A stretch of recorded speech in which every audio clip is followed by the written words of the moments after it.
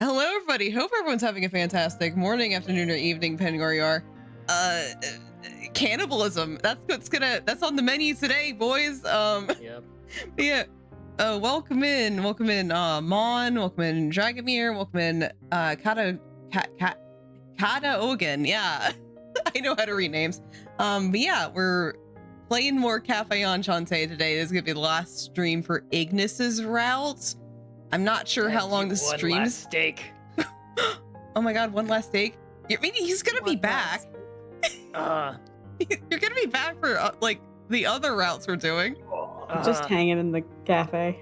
Yeah, yeah. We'll know all your secrets, but you'll just be in the cafe. Yeah. Anyway, so this is the finale, so you know it's gonna be fun. There's definitely not any horrifying things that await us here. Anyway, my name is Nur. I voice 2 Milk as well as handle all narration. my name is Tenten Arcade, and I voice Ignis Carbunculus. Ellipses.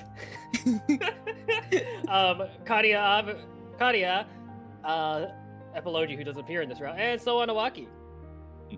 I'm Matcha, and I play Rindo, Veneer, and Dromi. My name is Moji, and I will be voicing Il Fado, Derie, Akira Mikado, Kororo, and Titania. And I'm Brevi, and I voice Miser Rex, Canis Espada, and Mikado's assistant. Welcome in, Fairy. It was the bite of 87. You put a Bite of 87!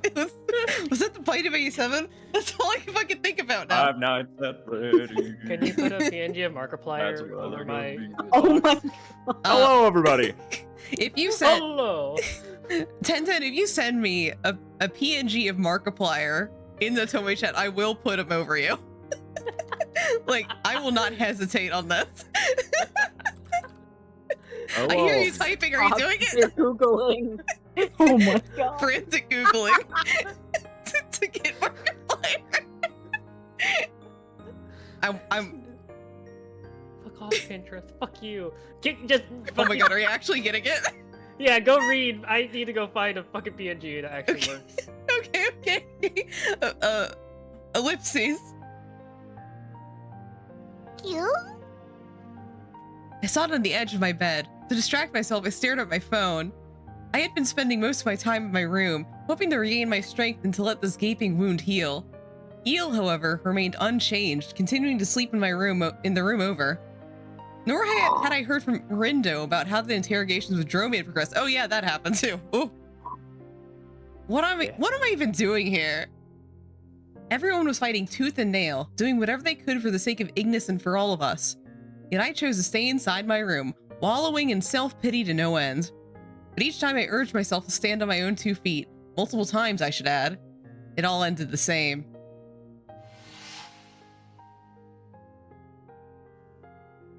Ellipses. No matter what I tried, the memory of the incident came flooding in, and fear paralyzed me from head to toe. That's not the fight of 87? Bite of 87. Oh my god! Hey, Buncha! Hello. Hey, Why is he flashing? that is not the bite of 87 Markiplier. That is chocolate milk Markiplier. What? Look at it, my chat. Oh my god. Flashing, I hate Discord. Don't worry about it. Just a second. Ellipses. Oh, I see. I see what that Ellipses. is. But still, just a second, guys. just a second, Whoa. guys. What? Here we go, Markiplier's here now. Whoa.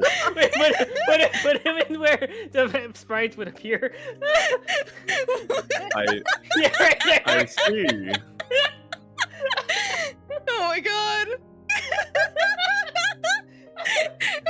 He's staying there, you know, right? Right? Yeah. Yeah. That's where he lives. I can't stand calling this a calamity or a monster. Nor can I handle the thought of life without him around. I refuse to write Markiplier. I can't breathe. That much I knew for sure. But my options in this room were limited. I was sure that Ignis and I were gonna... Oh. He's growing. He's growing. I'm sure that Ignis and I were ever to meet again, I would be afraid. If he knew the truth, it would hurt him more than anything up to this point. I want to see him. I want to, but I'm scared. What should I do? Markiplier. Whoa. You? I uttered my plea and Koro responded with a heart-rending cry. The small creature crawled into my lap.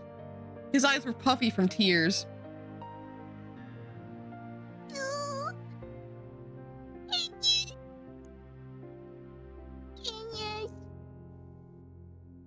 Together. Whoa. Koro had seemed to indicate some kind of dissatisfaction on account of the distance between Ignis and myself at this moment. That's very clinical of you to say too, Milk. That's like the most clinical way you could describe that. Even I. Yeah, Markiplier's here. A huge tremor interrupted my thought. I rushed over to a window, pulling back the curtain to see a large crowd gathered. What? You?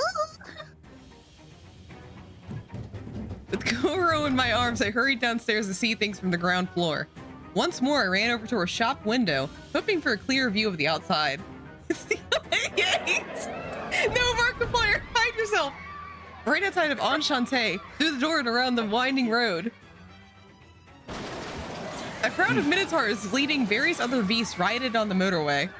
It was pandemonium as humans and non-humans alike tried to flee from the frightful scene. It's a whole raid.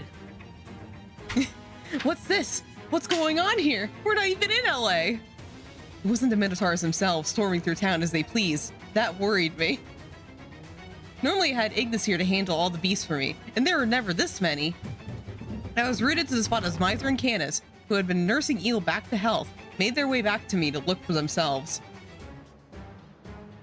Oh, the timing couldn't be worse. Did another wormhole to Bestia open up somewhere? Miser, maybe we could worry about the specifics later? The stakes have never been higher. We don't even have any stakes anymore because Ignis is gone. He's We gone. must make haste to rescue any nearby humans from harm. Oh, roger that. Yeah, it's getting a little dire in here. Two Milk, whatever you do, don't you dare leave Enchante. Okay. Then both Miser and Canis rushed outside to navigate the commotion.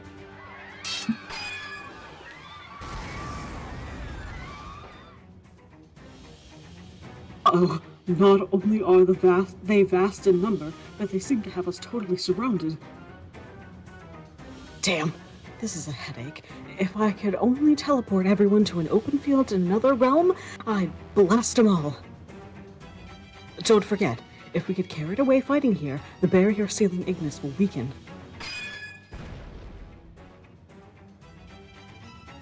Steel and magic clashed into distance, bitter pangs underscored by my helplessness. I held on to Koro and Markiplier, observing from the safety of my shop. Will everyone be okay? At a glance, there seemed to be more minotaurs than I'd ever seen. No matter how much I trusted Ignis and them, I contemplated the thought of casualties. I don't know who this is. Probably Dromy. Dromy? Oh, okay. Okay. Huh? You? A shrill scream pulls my eyes to the outside. It hadn't taken me long to spot the source. Oh, it's Kyrie. No, Kyrie. What's up with it? Standing at the entrance to Enchante, I saw Kyrie standing with one leg inside of the cafe, while to his rear, an enormous minotaur huffed, eyeing him like a tasty morsel. As the minotaur raised his elbow high into the— oh, I don't read eyebrow— to swing down upon Kyrie. Kyrie, over here! You? With the small aquatic mammal in my arms, I pried the front door open. I used my free hand to grab Kyrie's forearm, yanking him into the cafe with all my might. What? Kyrie came stumbling into Enchante. It might not have been pretty, but we were safe. I immediately pulled on the doorknob to shut the door when— a foot slipped into the gap, obstructing it from closing. The owner of the foot was not, in fact, the minotaur who had rushed Kyrie. Oh shit. Well, thanks for the warm welcome, Miss Owner. Dromy. In self-defense, I attempted to shove him out of the door, but he lightly gripped my arm. I ended up relenting, which gave him enough leverage to force himself into the shop. Now then, with all those troublesome regulars gone, I'm safe. Since we both know they'd wipe the floor with me if they were here. Get away from her. Kyrie is quick to shout out sudden intruder, shooting up to his feet. Kyrie squinted, staring at our intruder as a sharp coldness seeps around us. Whoa there. you go so far as to skewer Miss Owner and me together? Jeremy spun me around, holding me in place before him like a shield, and the ice shattered before it could take shape. You got it. Coward. Oh, come on. Considerate is more like it. After all, I considered letting Miss Owner go if it meant fighting you one-on-one. What do you say? I might not be the baddest beast around, but I've got more than enough to kick your half-human, half-whatever ass. Jeremy showed his teeth, implying that our resistance would put Kyrie's well-being at risk. Kyrie, don't do it! I got it. I'll be fine. Please don't do anything dangerous. I think we should wait for Miser and Canis to return. Kyrie pointed his disappointment at the floor, to which Dromy nodded smugly. Yes, good boy. If you kept whining and crying, I'd have to gut you.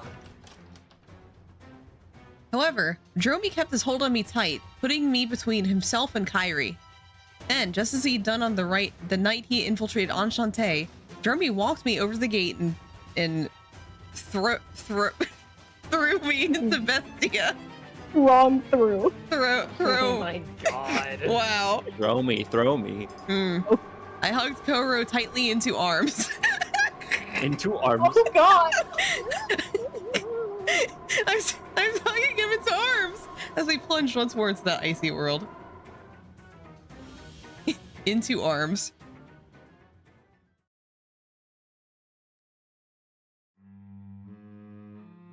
Ugh.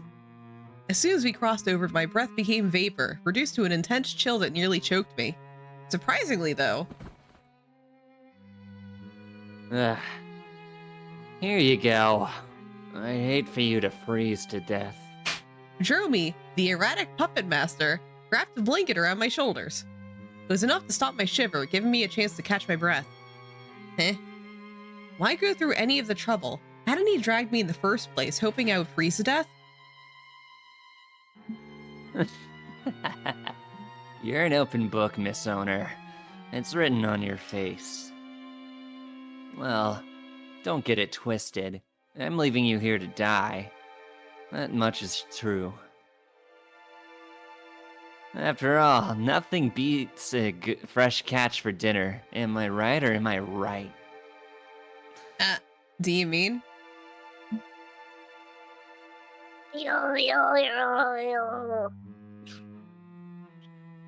Oh dear. I thought I heard something. Looks like Kororo's come to play. That little sack is a pain in my ass. You think you're a guard dog, big guy?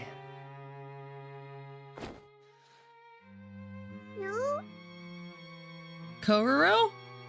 Dromy's demented face warped as he lunged to snatch Kororo from my arms. Then he tossed the poor creature to the snowy ground like a rag doll. As I reached my arm out to Kororo... Ow! There, Miss Owner. Let's leave this nuisance behind. Come along. I'm taking you to the person you've been dying to see. Jeremy dragged me through the plush snow. There was nothing I could do to resist. I winced as the rocky ground scraped my back. Okay. Not even walking. Oh, we're being dragged. Yeah, literally being dragged. Nice. Nice. Nice. Oh god, it's the kids, isn't it? Nope. Or it's Kororo. Kororo narrating. I sit there alone. I I want just this. room.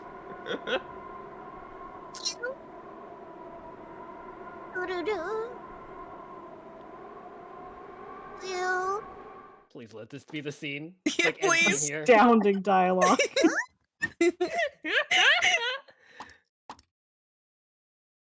Oh my god. Oh, this is perfect. I love this.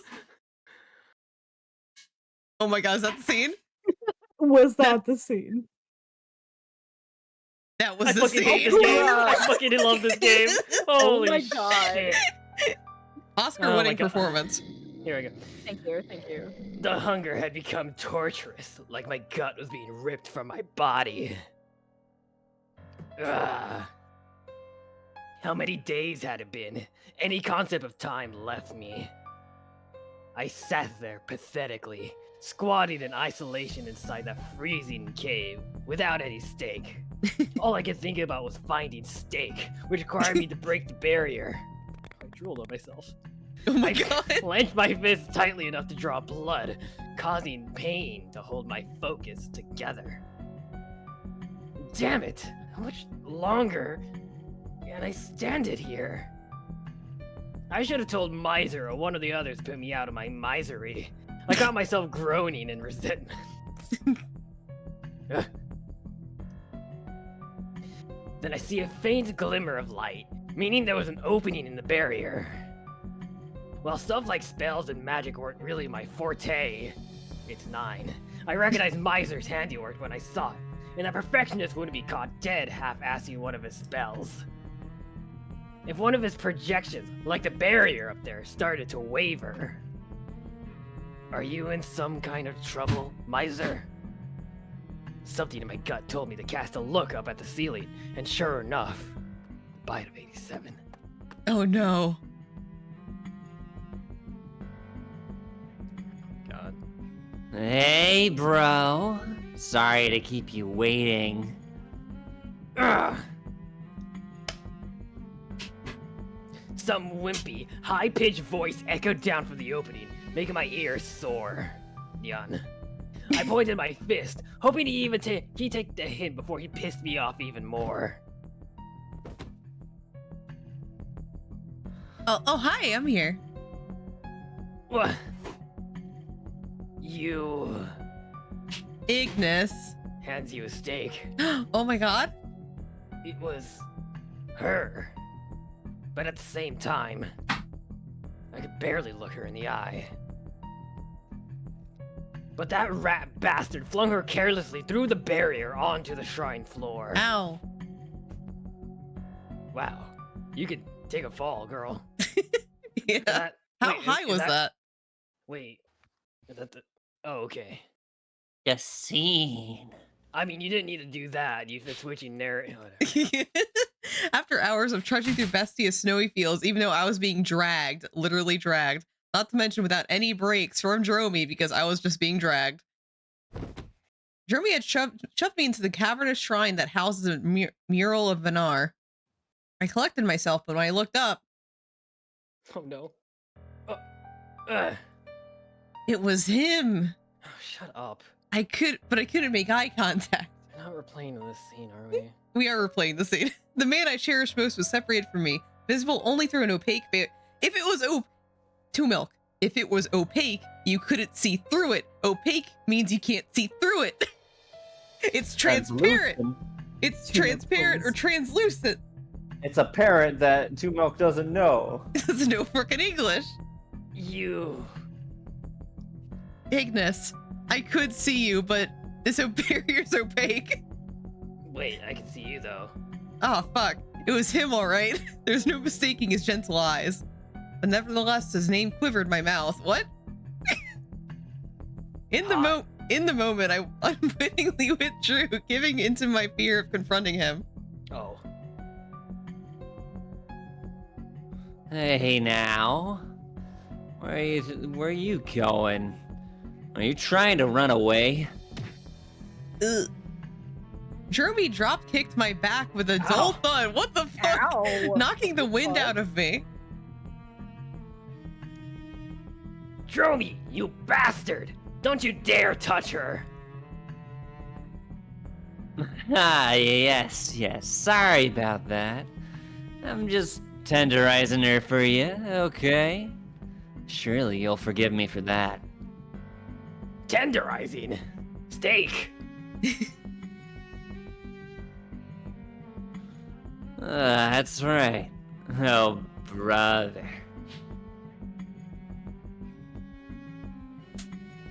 I bet this lady is the tastiest thing you've ever laid your eyes on, isn't she? Doesn't she look delicious? That day, I remember it clear as ever. The pure joy on your face said it all. Ellipses. Don't tell me. The reason Dromy dragged me all the way to this ice-cold cave alive is... Which is why. I figured I'd make your celebratory feast extra special before you officially become Venar. Bon appetit, big guy. Imagine getting to savor your favorite meal on the planet before becoming an actual god. Does it get any better? Dromy, you... Oh, wow. You had no idea I was about to surprise you. You're speechless. It was the least I could do to repay you. Now, take as much time as you need. Savor every little bite.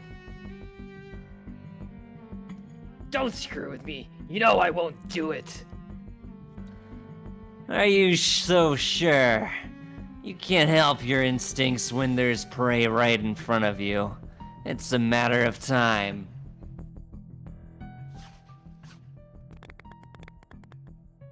Dromy curled his lips into a menacing grin, unsheathed his claws, and reached over to tear my bandage with his sharp fingertips. Ugh. The bandage clung to my raw flesh, stinging immensely as he reopened the wound. Drip. As he ripped the bandage from my arm, droplets of blood dripped onto the ice. Oh. Ah! Ignis rushed to cover his mouth, retreating a few steps back as his instincts kick in. His cry reverberated through the cave. It hadn't taken me long to realize how much agony his hunger had caused him.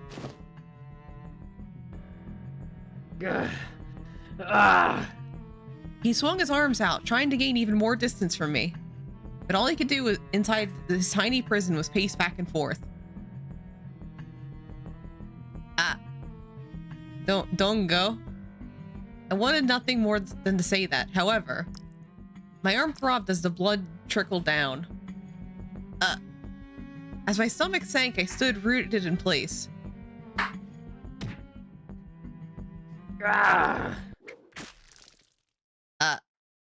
Huh? My arm stopped hurting. Oh my god. Then, I hear the eerie sound of blood splashing into the ground. My eyes follow its path. Oh my god. There's no fucking There's way. no way. The veins in Ignis's were ready to bulge from skull. Okay. But he fought his ancestral cravings. At his feet, a river of blood flowed and thickened into a mixture with dirt and snow. The runoff trickled to the barrier's edge. I gazed in horror at Ignis's bloody claws.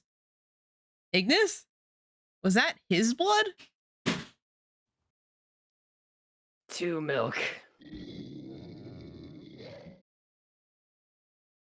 Must feed. Must devour. No! But what happened? Each time Ignis was tempted by the craving, he tore into his own body. Oh shit. His own body became burnt and shredded. I see. He was determined not to devour me. His commitment could cost him his life. I can't. I refuse to give in. All I want is for all of this to... Ellipses. I could only watch in horror. I cupped my hands over my mouth, but I knew there was no running. I dragged my feet towards him, watching as his body began to convulse violently. Stay back! If you come any closer, I'll kill... No! I'll devour you! Even in the end, while experiencing an onslaught to his mind, body, and spirit, he looked out for me. Ellipses. Just a bit closer. I walked to where, if the barrier had broken, I knew it would be devoured, but I continued onward, until I reached a threshold I couldn't pass. Oh. I'm scared. I'm scared, Ignis. I thought something real bad happened. Just look at you. Markiplier's scared too. Markiplier's very scared. He doesn't know where he is. I barely recognize you. It's all because every time I look at you, I'm reminded of the moment you tried to eat me and my feet stop. Ugh. I wonder why. I thought that when you love someone, nothing could stop you from being apart. That's what I thought until now. What was stopping me from reaching out my hand? In the end, I had clung to a naive fantasy, whereas my actual circumstances involved the very tangible threat of my gruesome death.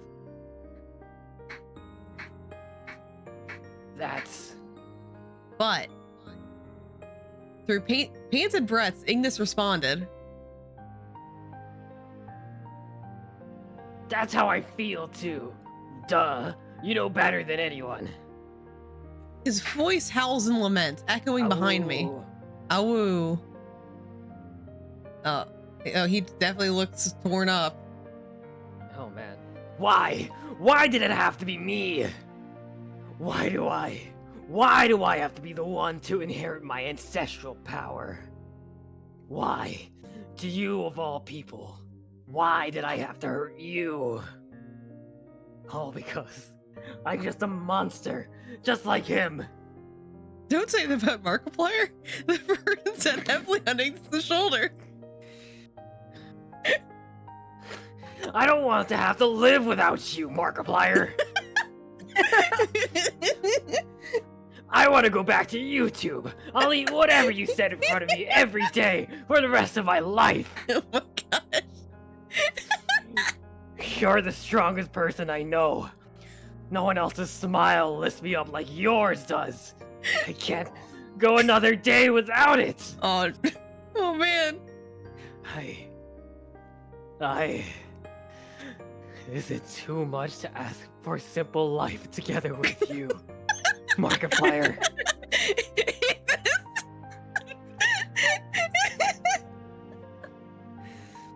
But I get it. That's impossible. You'll never feel safe around me. We both know it. I'll just devour you. Oh no! You being here is proof enough of it. Even hearing your sultry voice makes my stomach growl uncontrollably. I think it's too late. Oh no! Soon, I'll look at everyone I meet as nothing more than a child at Fred Fazbear's Freddy's piece of shit. Why? Why? Why must I be cursed to suffer the craving of the YouTuber I love? Oh my gosh! Tears began to well in my eyes. Despite the grimness of his desperate plea, the sentiment behind it shot through me like an arrow, causing my heart to skip a beat. Me too. I could never live without Markiplier. My heart belongs to Markiplier. I don't want to fear you, yet. My heart was all over the place. Feelings clashed, conflicted, and formed lines that could and would never intersect. Okie dokes. Mind wrapping up the sob stories soon. Oh. Jeremy once more kicked me from behind, sucking the wind out of my lungs. He crouched and grabbed me by the scruff of my neck, threatening me coldly. I'm getting real tired of your chatter, lady. I'd hate to think what you'd be like as Vanar's mate. Not that we'll have to worry about that. How about we wake Vanar already?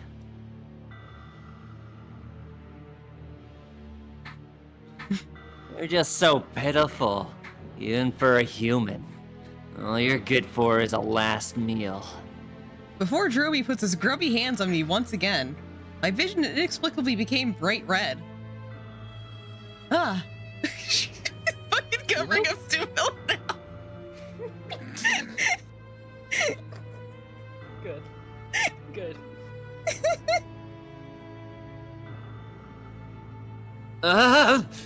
Jeremy had all of a sudden stopped provoking Ignis, so I mustered all of my strength, slap him in the face with my open hand. All of my strength slap him. Then, I remembered. I still had to face Ignis. That terrifying truth hadn't changed. My concern for Ignis was nearly eclipsed by the anger I aimed at Dromi for trying to make an offering to Vinar.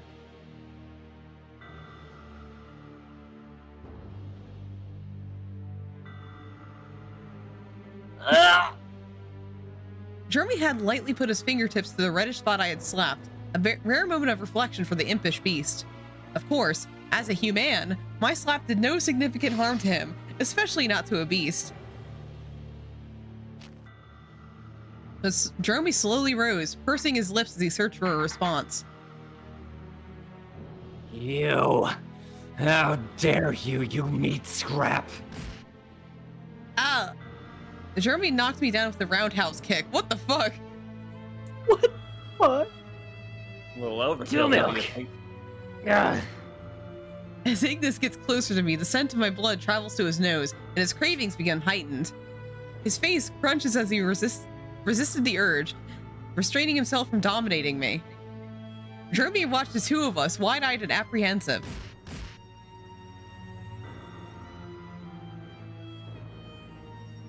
Don't screw with me! Quit playing around! The werecat began to stamp his feet in anger as color filled his pale cheeks. Vinar, why do you gotta hesitate? If you devour her, then you'll become unstoppable. Can't you see? what? We have the same dream. Both of us want to change the world. Let's rid of all of the evil and murderers. Don't you agree? Ignis, fighting to keep his sanity, listened to Dromi proclaim a last-ditch monologue. You idiot. You must be sleeping if you think our dreams are anything alike. Vanar is nothing more than a ravenous murderer. Don't get us confused. No, you're totally wrong. You're totally different from any other beast. You don't just slaughter the weak for sport. Jeremy continued on indignantly. You only kill to satisfy your hunger. You kill to survive. That's not evil. It's just your nature. You honor the dead by absorbing their flesh and blood into yourself. Then they live with you forever. You might spill blood, but you make it a worthy sacrifice. It's totally different. It's clear how misguided Jeremy had been. It was tragic.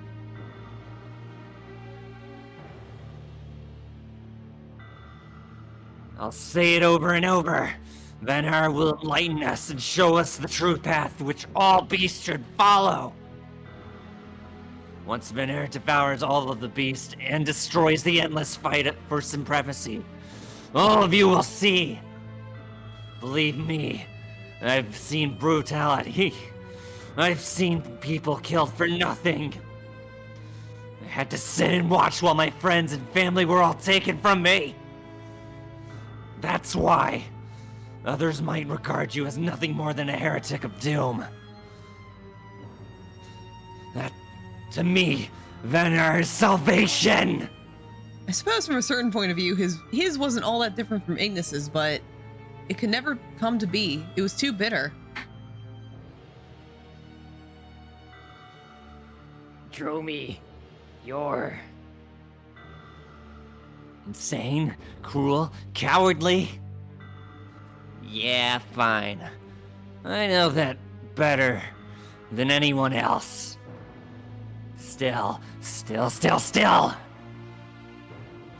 You may think I'm in denial, but I'll spill as much blood as needed to awaken the calamity.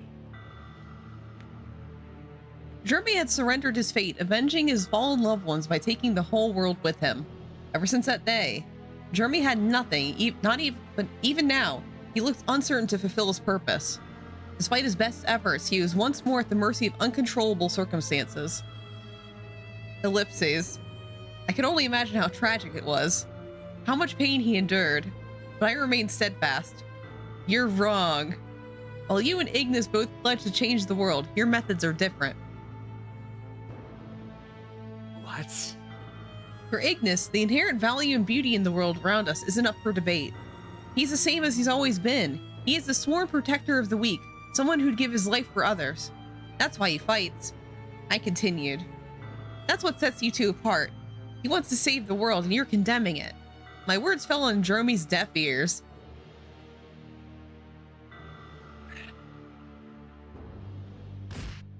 Without a word, he kicked my head again. I was blinded by pain but couldn't pass out. It wasn't just my head. My back, arms, just about every part of my body throbbed. Shut up, shut up. You blabber on like you have any idea what you're talking about. You lived a spoiled life. Humans don't worry about anything. Pull that silver spoon out of your mouth and shove it. I'm the only one who truly understands why we need his power, Veneer.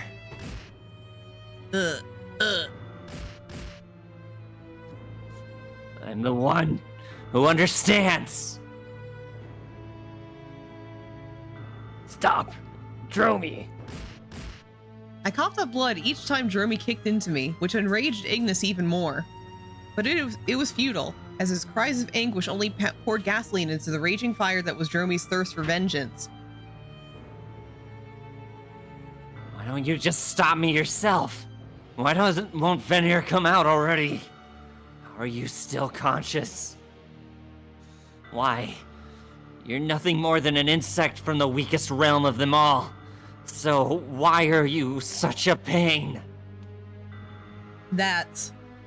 Can't you see? This isn't what Ignis wants. You, damn you, woman! Jeremy pulled his leg back, gathering enough force to shatter my rib cage. What the fuck? I braced for the impact of his kick, shutting my eyes in fear, but...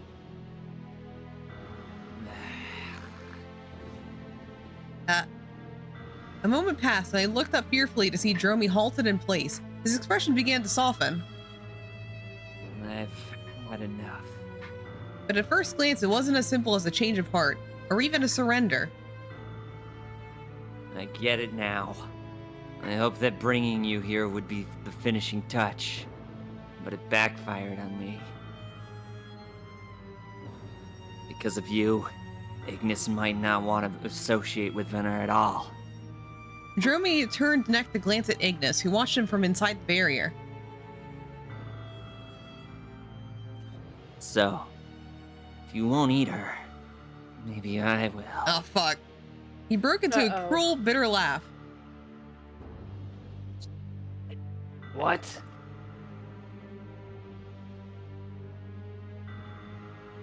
To be honest with you, I've been watching you, just in case maybe I had to do some eating of my own. Well, here goes. If all I need are my fangs to rip her apart before I swallow, it shouldn't be hard. But I still got no stomach, so don't be surprised if I puke her up afterwards.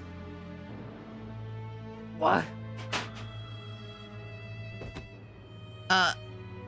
Jeremy capitalized on Ignis's shock, and the firewolf stood helpless as his old friend shoves me to the ground. Wasn't I already on the ground?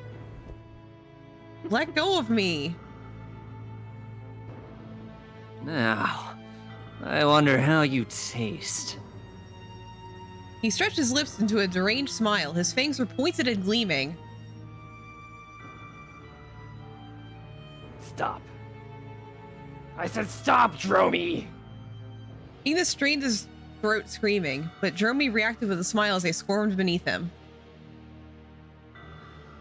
Bye-bye. Any last words, Miss Owner? I'll be sure to give you, Veneer, my full report on how you taste. Don't worry. Okay, time to dig in.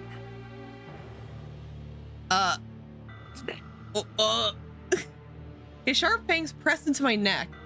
The tips of his canines punctured holes. This is it, I was about to be eaten. As I nearly succumbed to my daze.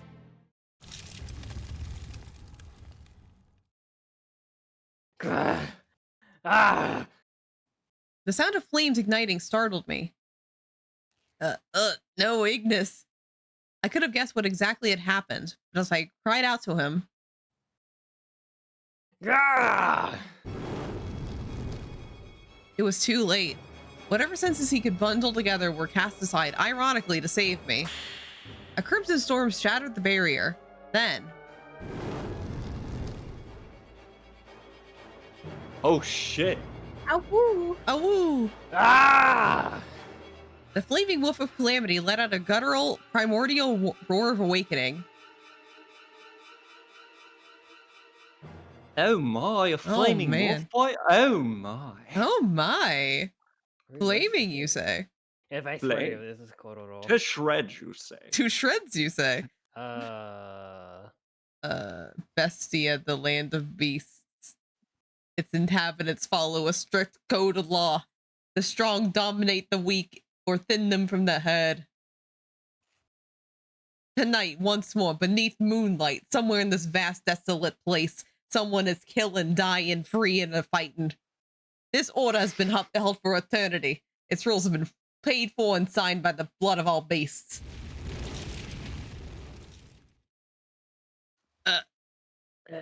A crimson fiery tower rises to the night sky. Any beast whose eyes catches the red flare blast upwards, stopping their tracks and stares. It was strange. A bitter, intense frost covered the terrain, so thick that even sunlight could penetrate it. Antivirus What the alert. fuck? Hi, Your Astro! PC is Oh, absolutely oh my Astro! Welcome Astro in! debuted today. Yeah, hi everyone. My name is Neurosis. I'm a computer virus PNG tuber. Congratulations on the debut, Astro. Welcome in, everyone. Welcome in. Yay! Currently, we're playing Cafe Enchanté. It's visual novel night. We do visual novel readings every Tuesday. We're at the finale of Ignis' route in Cafe Enchanté. But welcome in. Welcome in. Yes, Markiplier's here. Don't question him. But yeah, if anyone needs to take a break real quick, go ahead. We're just having a chill one, so sit back, relax. Thank you all, Bunnycorn, for the follow. Yeah, welcome in, welcome in. I hope you had a great debut, Astro. Yeah, let's get back into it. Sit back, relax, and enjoy the show, everybody. God, Markiplier was up there. God damn it. Did How you could actually forget forget? Markiplier? He just Lovely eyes Zena, thank you so grew much for the so follow. accustomed. Lovely Nia, thank you so much for the follow. Gotta hustle away. Yeah. Hope you had a good stream, Astro. Have a good hustle away. Thank you again for the raid. Yeah, in the dark of the night, one could hardly see the moon. So, what was that? The answer puzzled all but a chosen few. Awoo. A mighty howl shit. blazed the surrounding area. A beast feared by all in antiquity. The beast that time forgot, the heretic of doom. The world devourer, Vinar. Awakened after millenniums in hibernation, thanks to the latent power dwelling in a young fighter, the flaming wolf was reborn. Led by a call of hunger in its stomach to satisfy the craving swelling within. The unforgiven winds, the blizzards, the ice melted beneath distance near the flaming wolf. Observers from far away cannot make out the source of this mysterious pillar, but its light is nevertheless ominous. Upon seeing the flaming pillar, all beasts abandoned their skirmishes, struck by fear. It was certain death. This instinct came universally to all beasts. All, except for one. Well, that's it. This is the real Veneer. At the fate of the snarling wolf who sniffed for prey, rejoiced the calamitous fanatic. It's great! That's right, Veneer. Devour. Devour everything. It's all yours. You're the strongest. Your time as a great equalizer has come. my hopes, my dreams, my dying wish. Consume the strong and the meek alike. Spare no one from your just wrath. Oh, he's a wooing again. Ow! Was that the scene? Oh. Yeah, that was the scene. Okay. Now we must switch to our protagonist's eyes. It's Markiplier. Ellipses. How did I get here? Oh my god, is that why you got the milk one? Because it got 2 milk. Yeah. Yeah. It's perfect, dead. Sensen. Yeah. Ellipses. Oh fuck, who is this? Hello. Tororo? Potentially Kororo? At someone else's urging, I was shaken awake.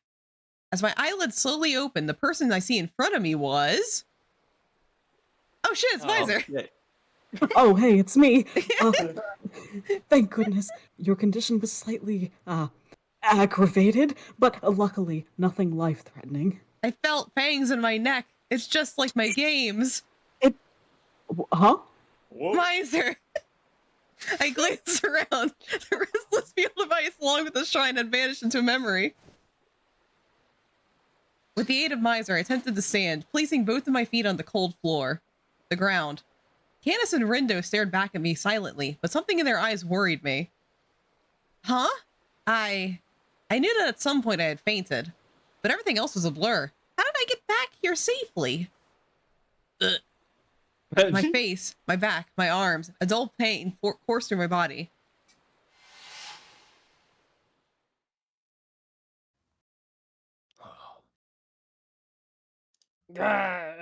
Yeah. No! Ignis! Ah! Oh. Is this the rest of my lines? I don't know, maybe. Might say no woo. Depending on the ending, I guess. I remembered everything. Jeremy kidnapped me. Wait, tell me something. Where's Ignis? What happened to Ignis? Ignis is... He has changed into something terrible. He's been running rampant in Bestia. Gasp. That must mean... Did Ignis become Vinar? As the reality sank in, I begged for all of it to be a mere nightmare. But all three nodded in unison to my question. I'm sorry. It seems like we keep coming just a bit too late. Coming. Rindo, not the time. Ah, sorry, human moment. We've managed to catch up with your guys moments before Ignis turned into an Ryxan, thank you so much for the follow. Really appreciate it. We saw the magnificent Tower of Fire, which destroyed the shrine. Then there's... you. Despite our best efforts, we could not hide Ignis's transformation from you. My deepest apologies. Oh, looks like next choice we have, Walrus is gonna pick for it. Oh, Oh, shit. here we Oh go. my god, the that's timing. timing Walrus, of that. what do you want to do? Are we gonna say Jeremy outsmarted me, or it's my fault? Of course I outsmarted you. I got a brain of a tiger in here. Frosted Flakes brain. Oh my god, we got look. Lamura, you like Canis? We did that a little bit ago. Yeah, Candace was the first Yeah. route we took. Yeah, the first route. Actually, that was a long time ago. Our first route was like beginning of the year. I was the villain in that one too. Yeah, it's my fault. Okay. I should have known that Jeremy was plotting something the whole time. I went along with him and I didn't put up enough of a fight. The part which hurt the most. Ignis succumbed to his instinct to become Vinar, all to save me. Ellipses. Regardless, we can't exactly let Ignis carry on as usual. We have to find some way to subdue him. What do you want to do? In the interest of your safety, maybe staying here is for the best. Miser offered a suggestion with a nod. It seemed he already expected my answer, but I appreciated his consideration all the same. I responded with that hesitation. I want to go with you. I know there isn't much that I can do, but I want to do whatever it takes to help Iggy return to normal. Okay, the princess has joined the party. Let's save him. In the name of friendship. Oh my god. What the hell? Yeah! In the name of milk. In the name of milk. Rindo, now that she's informed us of her intention to join, are we ready to depart once more? Yeah, we're all friends here. As Candace turned to face the man to whom he directed his question, Rindo came huffing? Rindo! In public? A snowmobile? Sorry? Oh, no. What? Why was there? 007. That's right. Perfect for traversing harsh, freezing terrain. I ordered a set for the investigation teams. Okay, time to move out. Okay. At Rindo's prompting, I climbed into the rear seat behind him. Hanging on each side of the vehicle, Miser and Candace hung the hands and feet, sitting snugly inside compartments. That was a sentence. Yeah, did they? They sure did. It won't go 500 miles per hour like my car. Uh-huh. Wait a minute, gentlemen. You two are plenty strong, so wouldn't it perhaps be better for you to fly or run beside me? Like a Naruto character? Enough. It'll work. I'll just whip up a little spell to manipulate the wind pressure. You can pretend we're not even here. Indeed, I must conserve my strength, just in case. You have our full trust, Pilot Rindo. Oh, why didn't I go for the tank? Rindo curled his lips into a smirk, digging his boot into the pedal and revving the engine before... All right, hold on to your belongings, including your head, Cottis. We've got a big bad wolf catch, and we're gonna blow him down. What? What? As the snowmobile dashed atop the dense snow, I gripped my arms around Rindo. You heard nothing. I'm pretending I didn't hear it. Oh shit! Whoa. Graphics! Oh shit! This is advanced technology. It looks like it's gonna open up to a third-person game. It looks like, Yeah. like, honestly, it looks like the beginning of the snowboarding minigame, Final Fantasy VII. Oh, or like Sonic Adventure. Yeah! Miser stretched out his head to share info with me as we glided across Bestia. He informed me that shortly after subduing the mad herd of minotaurs around town, they came back to Enchante. Once Kyrie had gotten he and Candace up to speed, they untrusted. Untrusted? Oh no, ew! Oh no. No, he was fucking dead. They untrusted him with healing left.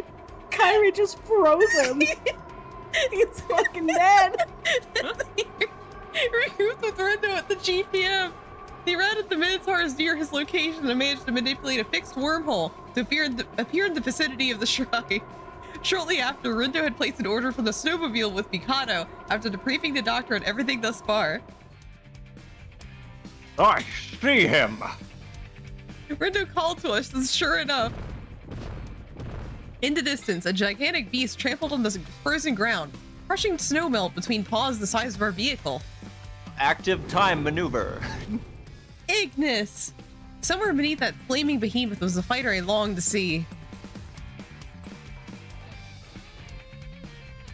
From this distance, he must be about 20 meters tall. Holy hell! That's ridiculous! Hey, me that reminds you of the cave paintings? He's almost cute in comparison. If we let him roam free and stuff himself until he becomes Venar Prime... He would grow into the size of a mountain, don't you think? Ah, Venar back to Prime our- Rib. Back to our game. Right now, what exactly is Ignis heading for? For prey, naturally. My guess is that he is sniffing out for any nearby beast villages. Just then I heard a ringtone chiming from Rindo's coat pocket. Oh boy. Oh no. Sorry, I can't answer while driving. I have driven before, but I'm not going to Doctor Strange this one. Could you answer it for me? Okay, I'm a little scared though. We are going 500 miles per There hour. it is. Oh god. Hey, Ranger! Were you able to rescue the Enchante owner? Mikado! Oh, lovely! Just who I wanted to speak with. Impeccable timing. You saved Ringo from giving me a full report. Are you there too, Ringo? No. I have bad news, and bad news, yeah, it's pretty much all bad news. So which would you prefer to hear first? Couldn't you at least make up? Couldn't you at least make up some good news? Anything. Whatever, just talk. And keep it short. Indeed, even if I feel the stakes might be a little bit high this time. Yeah, okay, I'll keep it short.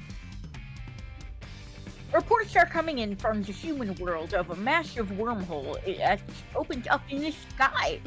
It connects to Bissia. Worse yet, it's big enough to fit in Binar. This is really fucking crazy. Whoa. In other words, Ignis could very easily pass over in his current state. Like never He's gonna be there during Passover? What? You gotta be kidding. Could it get much worse? Sheesh! Sheesh! Has the human world been forsaken by death himself? As we all process Mikado's bad news right before his eyes, Ignis came to a screeching halt. The calamitous beast let out a giant roar, swinging his nose in search of prey. Then he shifted his weight and sprinted off in an entirely different direction. Ignis? I called out to him in the darkness, but showed no sign of slowing. Don't tell me. He's heading towards the portal to the human world. Oh, really? He must have caught onto a scent from the other side. Vinar prefers to feast upon humans more than any other creature, so if he passes through the wormhole... He might just wipe out all of mankind. We gotta stop him somehow. Without much time to think, Rindo floored acceleration at top speed. No, 1,000 miles per hour, boy. We managed to catch up with Ignis, keeping him well within pace to stay right on his tail. No matter what, stopping him is our utmost priority. Miser motioned with arms, generating thick, colorful circles of mana that materialized in the thick chains of light. Motioned with arms. Cyclops. Whose? It doesn't really matter whose. Yeah. The magic chain pursued Ignis, tangling around his massive body to ensnare him. Oh. Oh. But the great wolf howled, warding off the incoming spell with his inferno pelt. Damn, I should have practiced my wrangling before this trip. How's this? Someone give me another arm! Oh. This time, Miser stretched out his palm. Oh, he's using his own now. Desperate times call for desperate measures. The ground before Ignis cracked. Miser spell tore the earth asunder. The great wolf took a step backward, and the ground started to give beneath him. Period, comma. Forming a pit down into the sea. Perfect. We can drop him in the sea. A wolf was a wolf, no matter the size. Very Awoo. absurd. At risk of losing his balance, the wolf needed to run nimbly and quickly. Fucking hell. The great beast dashed left and right, searching for some solid ground before the entire sinkhole collapsed. The spectacle draws a look of awe from Miser face. Okay. Unbelievable, isn't it? Gotta say, I must hand it to Ignis if he's in there. Miser. Space us. Oh wait, spare us the poetic drivel for once. I wasn't even rhyming, Rindo. Fine, I got it. Space, exclamation point. All right, time to bring it all home. Miser thrusted his hands outward into a shape, then snapped his fingers. What shape, Two Milk? Then...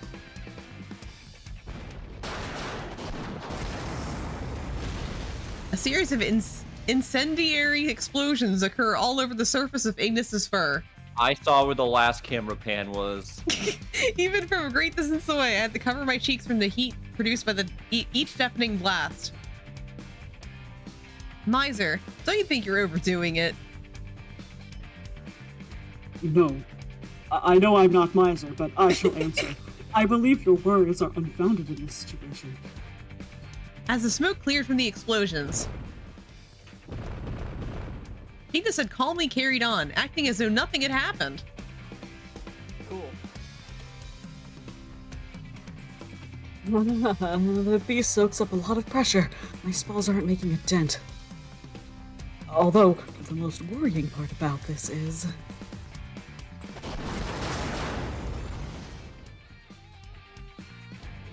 he seems totally oblivious to everything I throw at him, even if I use my own hands! He's acting on pure instinct. He will not rest until he finds nourishment. Anything else is a distraction. If he's impervious to taunts or persuasion, then it looks like neither of you have anything more to give us to our cause. In that case, I shall race ahead to intercept him directly. If I can confront him head-on, he might identify me as an obstacle to his hunt, and may try to engage me as a threat. But Candace, are you sure that's okay? Usually Candace had no trouble assuring me, but even the Black Knight was lost for words. This time it seemed was an exception. The only way to know is to try. However, no longer can I watch my friend succumb to depravity in this monstrous state. What? You heard me, Rindo! Full speed ahead! We're already full speed, though. Aye, aye, Faster, Rindo! We need to bet on every chance we get, or else we not get another one. That's right, we not get another one. Or else we might We not get one! another one. We might not get one. Get another one. Me want two. The snowmobile's engine let out a low grumble over the icy fields. Soon we overtook Ignis, and when we had gained a fair bit of distance, Candace leapt out of the snowmobile, unsheathing his enormous blade in a bid to distract Ignis. Miser followed soon after, covering his ally from behind. The vehicle zoomed some ways away from the fray, keeping a close eye on them. I'll cover the high ground. Go ahead and give him a real fight. Understood. Black Knight and the Demon King. Even when facing two of the greatest warriors across all realms, Ignis didn't flinch. Pill milk. Brace for impact. Okay, Fuck. the moment I stiffened my body, Candace took a giant leap. The Knight of Medio and the Wolf of Calamity clashed together, slamming the ground with intense impact.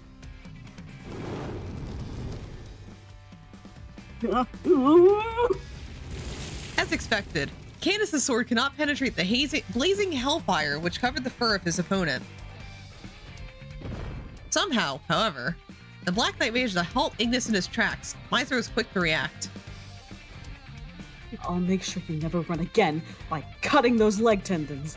Oh, sheesh. Miser drew large circles above his head. Yuri plays 7670, thank you so much for the follow. As that summoned hellish spears, which he hurled towards Ignis's legs. However, the result was the same. It was, despite Miser's effort, futile. Much like the chunks of ice, Miser's spells evaporated before even ever making contact with their intended target. Does nothing work? Looks like there's a big reason people call that thing a big calamity. Ha ha ha ha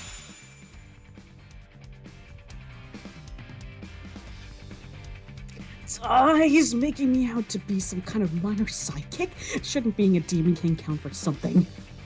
As I sat in astonishment beside Rindo, I noticed a small magic circle. It was, from what I recalled, what Miser used to communicate with Eel. Either way, I'm tapping everyone in with some communication magic. This way, we can talk to each other.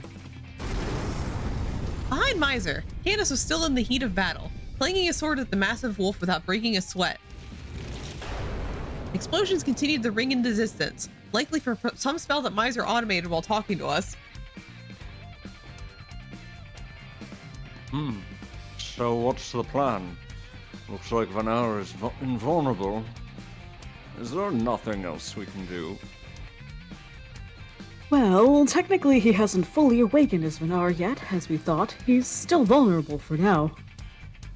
I mean, maybe the reason we're having such a hard time is because we're stuck thinking Ignis is still in there. Not to worry though, I have something special up my sleeve.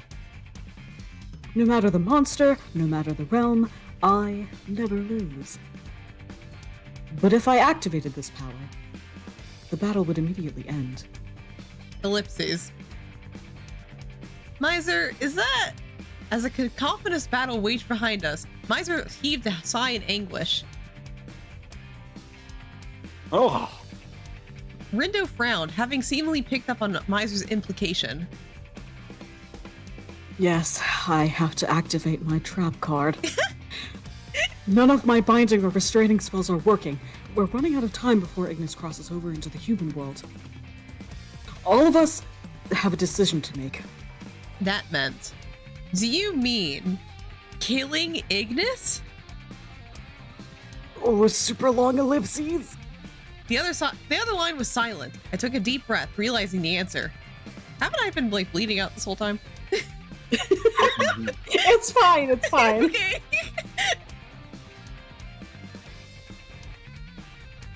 Miser, are you leaving?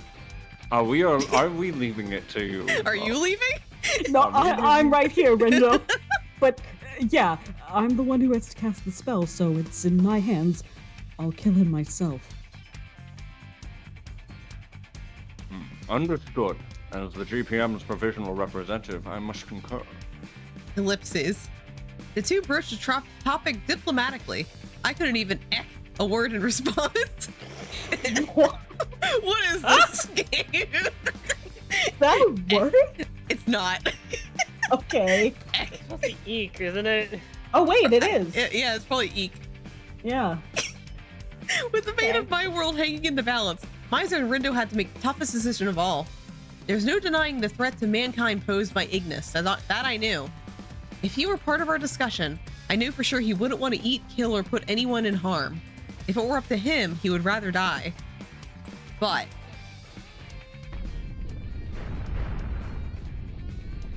Please, stop! During the pause in their battle. Come back, Ignis!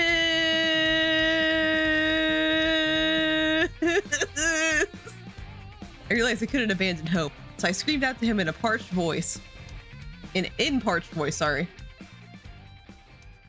Where the fuck is your donation button? I don't have one. Checkmate. Oh my god, is it Colorado this time? Gray's in a corner of the ice field. Huh? It's the kids. Yeah. It's me again, I think. Yeah, do you wanna narrate? Oh, is it? I don't know if it's... Yeah, I'll just do it. I think you can do third person until they talk. Yeah. Gray's in the corner of the ice field where several beast clans grouped en masse. The strong and the weak.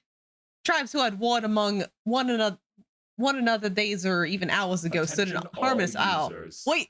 Your files Warren? are now full. Whoa. Thank you so much for the 10 gift subs. Oh, nice. Thank you so much. Thanks for the $50. Happy Ace Week. Hell yeah.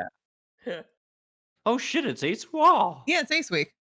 Yeah. Damn. Sex was never an option. They gazed their eyes upon the magnificent wolf and trembled before its maw. Must be a beast brute A? What? Whoa! What the hell is that? Looks like a monster.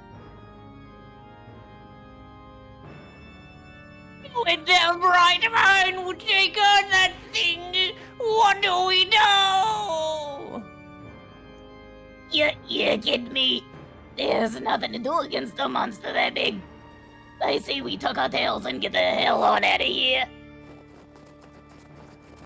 It was common sense, even the savages. All beasts communed with an unspoken trust, one that dared them to risk their lives in the name of honor and blood sport. The godlike wolf. Neurosis.exe has been forcibly installed. Thank you for the other gifts of Baron. The godlike wolf towered above them, superseded their futile search for supremacy. The crowd of beasts all nodded in agreement. Savage and civilized beasts all turned their backs to leave battlegrounds together. Among their number was... Was a beast like that really in Bestia? Hey, you, come on, look alive. We should hurry up and get out of here too. After they struck up an acquaintance several days prior, the boy and the girl developed a strong neighborly friendship. The girl tugged at his arm, hoping his eyes would meet hers before they trotted to safety with the rest of the pack. But the girl's ears perked upward. I said, almost said twitch it. Oh, it's twitching an alert. Okay. We good. The boy asked what she heard. I'm listening. It's a place. Someone's calling the monster's name. The boy squinted his eyes, blushing because her hearing was sharper than his, but he focused, listening closely. He loves a girl with good hearing. Oh, come back, Ignis! Each impact cracked in the foggy air. The boy recognized the voice that belonged to the human woman whom he tended. The boy and the girl exchanged a look. Ignis? Is that him? Both of them gasped in relief, but others soon began to hear the voice. The two put their heads together, trying to discern how exactly the monster was the same person as the beast who saved them. True, the firewolf and this great beast had similarities, and some beasts could switch between humanoid and animalistic forms. But even so, how much of Ignis survived in there? Judged by the beast's reckless, destructive movements, the answer appeared grim. What could have happened to him? What could save him? The boy and the girl took in the sight of the giant beast and realized they were terrified of its monstrous size. However, together they nodded and found resolve.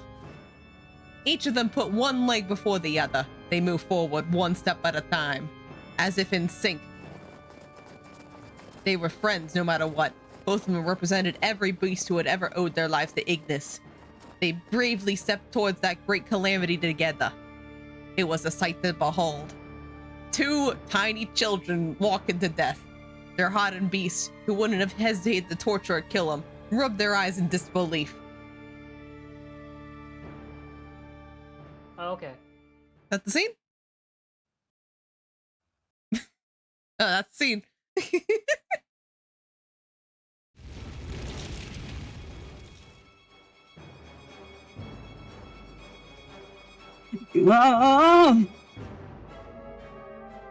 After the countless swings of his sword were powerless to deter Ignis's advance, Candace had begun to feel like he had reached his threshold. Just as his solid armor was close to bursting from the intense heat, thick change of light had suddenly appeared, restraining Ignis's giant body. This time, it did not shatter prior to impact, and the fiery wolf found itself ensnared as it lashed out into resistance. Thank you for the hydrate, Mon. I'm saved. However... What was that? Everyone glanced up at the sky in unison. My apologies. Please do excuse my tardiness. Ew, I thought you were comatose in that bed at Enchante. I thought we untrusted Kairu. We untrust you? Yeah. I haven't the faintest clue why. However, it might have been something to do with the ice boy. But while I slept, I somehow recovered a sliver of spirit energy. According to Kyrie, a man he had never seen before arrived and insisted he perform a treatment on me. Odd. Eel spoke in a calm demeanor, flapping his wings while he recounted his story. From what Kyrie said to me, this must have been Vinar, better known as Ignis, I presume. Yeah. Duly noted. I must mention that my abilities are far below peak condition, but I can play some part in battle.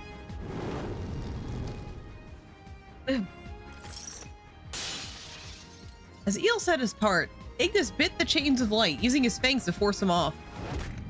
Then he rolled over, smashing his tail right into Eel's body. Well, bye, Eel. Oh, not again. Oh. Oh no. Eel conscious for 2 seconds. Eel? Freed from his metaphysical chains, Ignis marched haughtily on the icy field before turning to stampede over the downed Eel. At the last second, a shadow swooped down. In the nick of time, Eel was saved by a mysterious savior. Who could it be? To my surprise, it was not Canis, nor Miser, not Rindo, and certainly not me. That was scary. You're sure that's Ignis? If not, then I think we made a big mistake coming here. I squinted through the darkness, realizing there was something familiar about him. It was the frail beast boy who saved me.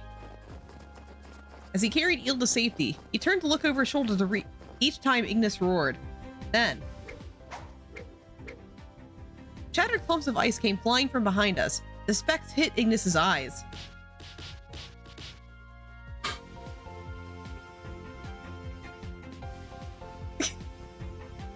Vinar? Wow, that took him out. Yeah. Oh, Vinar fuck, is right. down. I forgot Vinar means me. Ah! Holy shit. Oh! I haven't had a line. It's so fucking long. Yeah. Rinder and I were God. frozen in place, puzzled by what we had seen. When?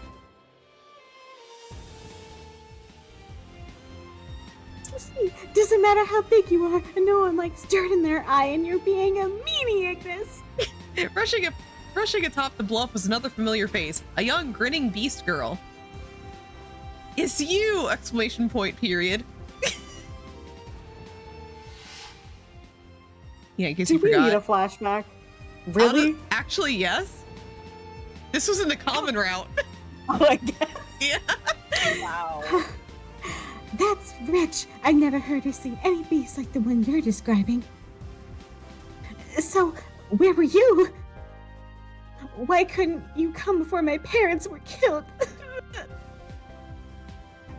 I didn't say. All this time, and Tenten still doesn't have a line. A while. You look as sickly as ever, actually. I'm bleeding out. Thank you. Yeah, is your arm okay? I'm bleeding out. Hi. Okay, well, it hasn't been long at all. I guess that's just your face and your bleeding arm. Also, my ribs are shattered. Did you know that? You look a little bruised. A little bruised. I can barely breathe right now, huh? Oh. The young girl laughed air out of her nose, enjoying a smug laugh to herself. A rumble grew in the distance, signaling the rally of the beast contingent en route. Beasts of all colors and creeds, united by their size relative to Ignis, ran forth. Some of them stopped to pack tight lumps of ice into snowballs, hurling it like cannon fire into the towering wolf's eyes. Others leapt up towards Ignis's snout, finding patches of fur to kick at to disorient the beast.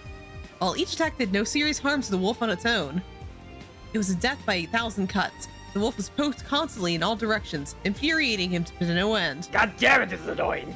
He could hardly focus on Miser or the others, and the frustration had become too much to bear as its flames began to wildly ignite. Burning finger! Whoa there. This gives me an idea. I hope you'll find this useful. From under his cloak, Miser flipped his hand, deploying arcane shields which contained Ignis's flames and protected their lives. None of these beasts looked outfitted for battle. I don't even have weapons. What's going on here? This is actually my battle cloak, excuse you, and we're here to repay our debt. Debt? We all have something in common. We've had our misunderstandings, and all of us owe our lives to that sentimental, merciful beast up there. That's why, before we repay him, it'd be a real pain if he ended up dying or was stuck as a wolf. Ellipses. Then it hit me. Ow. Oh, are you okay? How do I put this? When I'm not fighting, something I'm responsible for is guarding my village and those folks who live here. As I threw it out at a cocky stride, here was the proof. As all the people he had pledged to protect up until this point were gathered together as a community to save Ignis. The girl's proud declaration coaxed a smile from the faces of Miser and the others. Okay, gang, change of plans. If full-on attacks and restraintments won't work, we'll bombard him with distractions. This is what it's come down to. Let's bug the lights out of Ignis until he collapses from exhaustion. Understood. Leave safeguarding the beasts to me. Then I shall create a worthy distraction. Oh, hi, Neil. Knock you out. I thought you died. Just barely. Everyone fanned out, heading into position. Now instead of casting wave after wave of powerful attacks, interesting sound effects.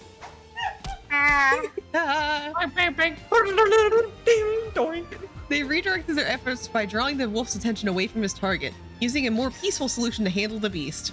Rather than slay the Wolf of Calamity, they gathered courage, the magic that turns dreams into reality, as a unit to repair the ultimate debt to their savior and friend. Even so, Ignis was slowly but surely making progress towards the wormhole, all while attempting to devour any beast unlucky to be swallowed. Well, as this happened... Hello, do you enjoy being a sitting duck out there? Have confidence. Have confidence, to milk. Okay. No confidence. Oh no. Oh no. Oh no. Oh no. Huh? The girl barked me out of my daydream. I've been watching you. All you do is sit and mope. You're just a coward. I'm bleeding out. I'm sorry. You're just a coward. That's Ignis, right? The beast who never kills. What's a little broken arm and broken ribs and bruised everything? It's shattered. It'll heal. Didn't he almost give his life to? Didn't he almost give his life protect you? Didn't he? Sure, he's seen better days, but the fact still remains. Listen up. I don't know what happened between you and Ignis, but you got the rest of your life to be scared. Isn't there something you should tell him? Just like with my parents, don't wait till they're dead to see what you need. Gasp. Were we flashing back? Oh. Chill, Milk. There's no need to go. Then I tell you, my heart would stop at nothing to keep you safe. Okay, bye. Ellipses. Oh God, Markiplier. I gently placed my hand over my chest. My bare, chocolate milk covered chest. My fingers felt the rhythmic thump of my heart, the one he swore to protect. There was something I could do. Something I needed to tell him. It was... Ellipses. It was nothing. Thank you. I clenched my teeth, grimacing at the truth of what she said, and thanked her. Rindo, everyone, I have a request. I poked my head over the crowd, commanding the group's attention with a loudly proclaimed proposal.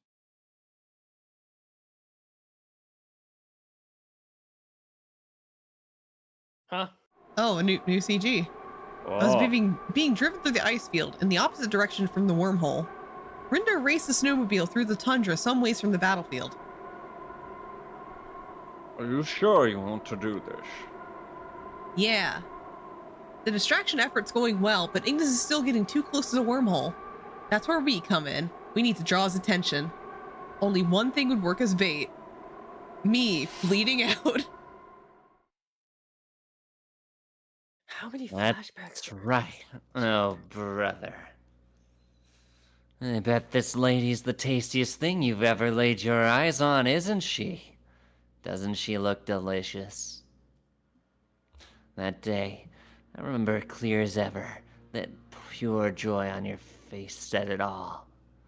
He was lured him. I was lured me. He was lured him to the wormhole by humans. Our only recourse was to tease him with an even more tantalizing scent. One Did we came to collectively mind. have a stroke? Yes, we did.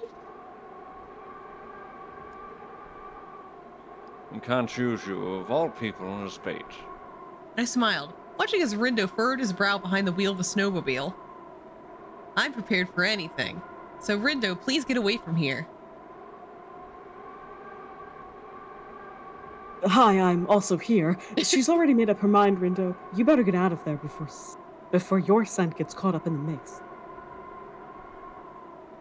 Keep in mind, however, not to cut things too close.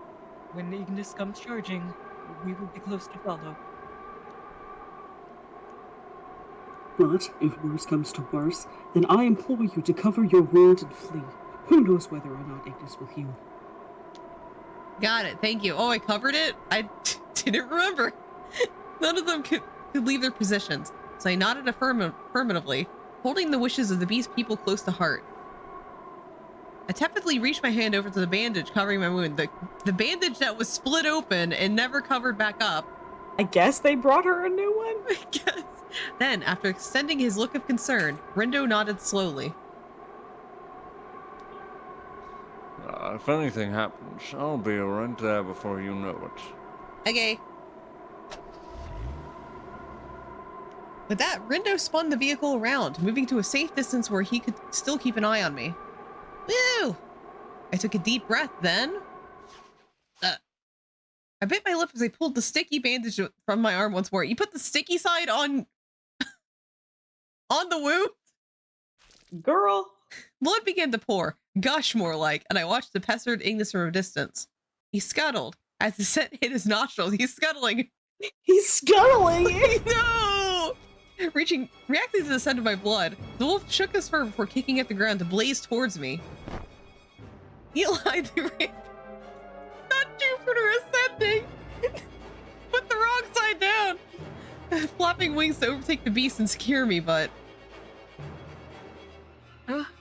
Hang on a moment. He's traveling at a speed faster than we anticipated. Don't tell me. Until now, had he been using just a fraction of his possible speed? Everyone across the magic circle gulped. Rindo, cancel the operation. I stand no chance of reaching her in time. Go secure her quickly. I got her.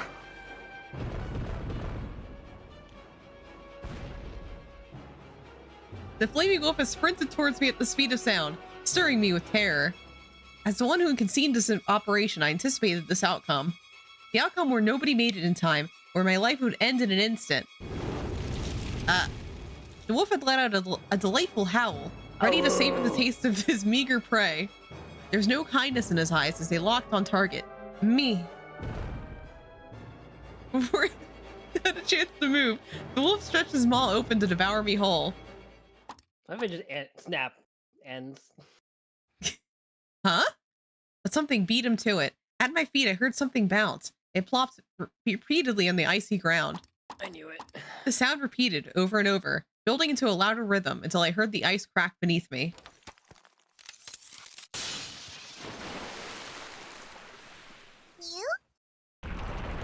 I hear an adorable cry squeak beneath the lakeshore, summoning even more countless small figures to loosen Ignis's footing.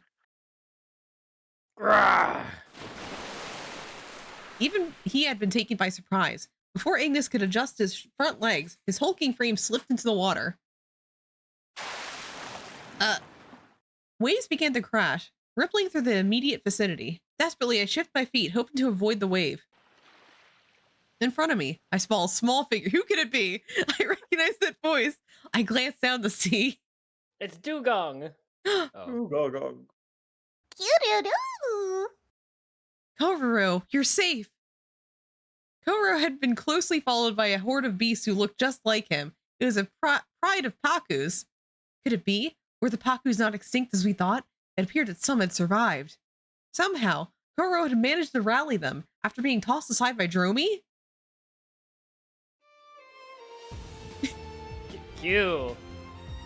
The many Pakus formed an orderly line, cheering me on from the side. I looked around me for Ignis. When I spotted him, he appeared to be locked in place, although something confused me. You lost a giant wolf?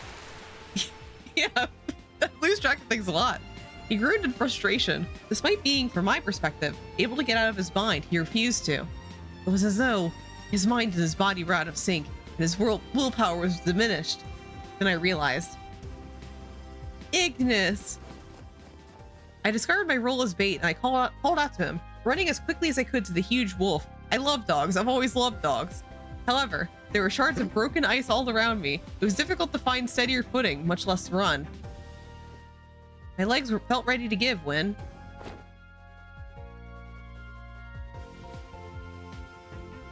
Are you going? Won't you see Ignis? Yeah. The young boy came to my side, his eyes beaming with kindness. He generously helped me to my feet.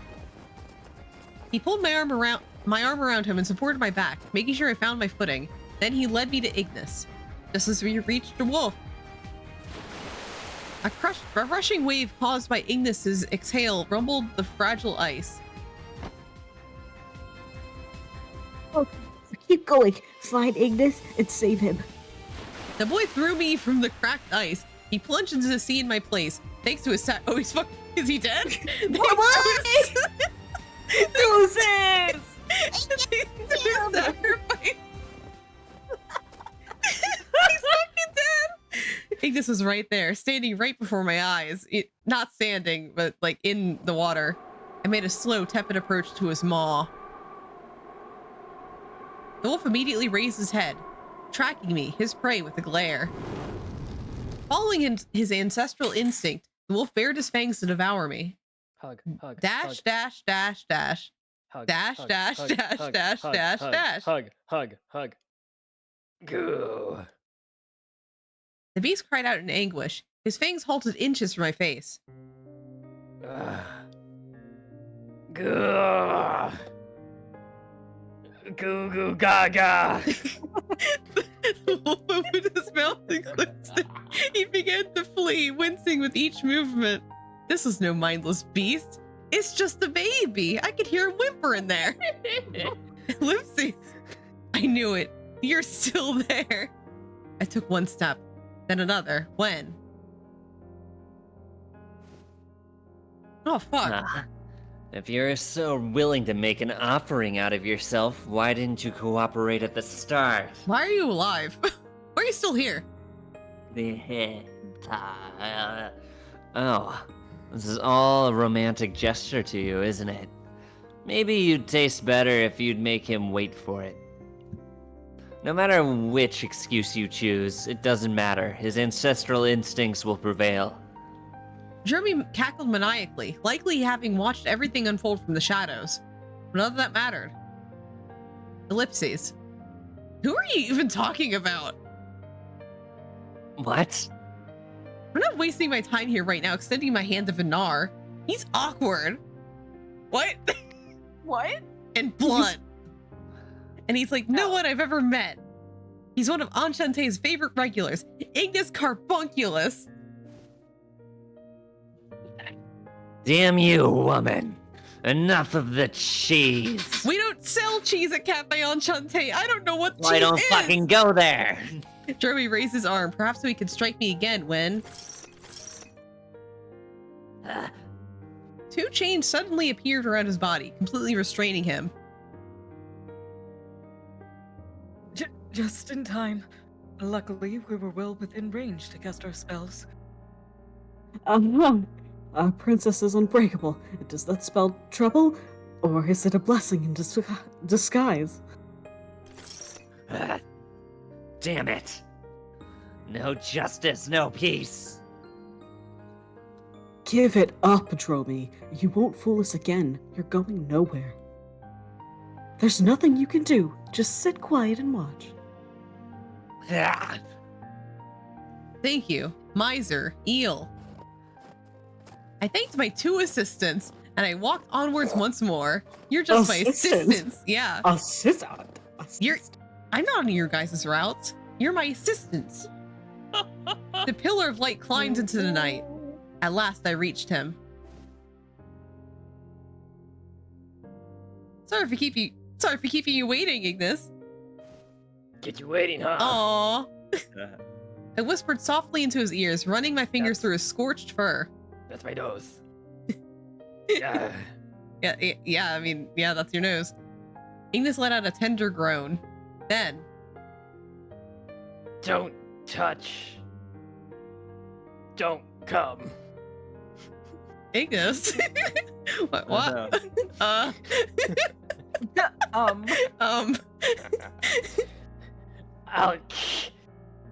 I'll eat you. Ah! Once more the calamity surged. Ah! I knew it. The same old Ignis still hides in there. You're resisting Vinar. Even now, I know you're looking after me. I felt beside myself. But I'm sorry. I won't do what you tell me to. I won't scream in fear, and I'm not running anymore. I still haven't given up on you, winning the fight. Ah! Wolf tilted his head in confusion, uncertain of what I meant. Call it naivety. Or idealism. None of it mattered to me. Even if Ignis himself refused to believe it was possible. I believe in your strength. You're the strongest ever to live. Strong enough to overcome the instinct. Didn't I tell you before that I will satisfy your hunger? Okay. Ooh. Every day at Enchante. Oh, that's what it means. For the rest of our lives. Oh. I haven't given up that dream. Haven't? What about you, Ignis?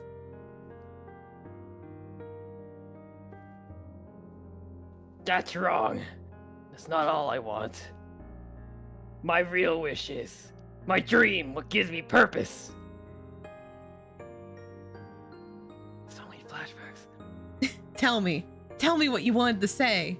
Tell me your wish. I want to know your heart's deepest desire. Suddenly, his enormous body began to convulse. Why? Why are you? The moonlit flames flickered above the frost. It was as though whatever was laying dormant inside of him was fighting desperately not to vanish. Why must this calamity forsake me like this? How can you smile like that?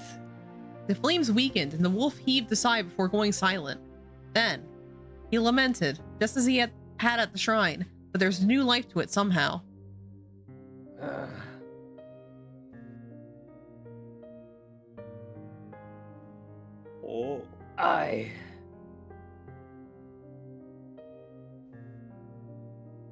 You...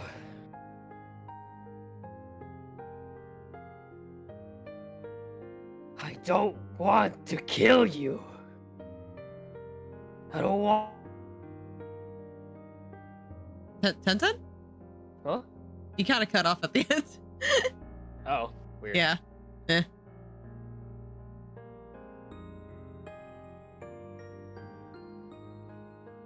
Take me back.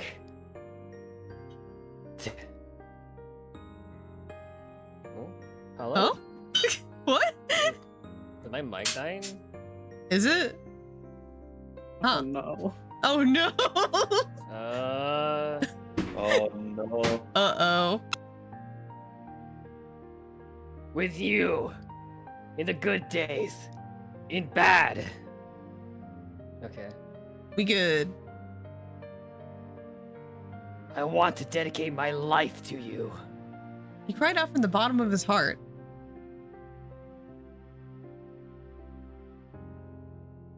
That's it. That is my real wish. My calling is... The malevolent force that compelled Ignis to feed.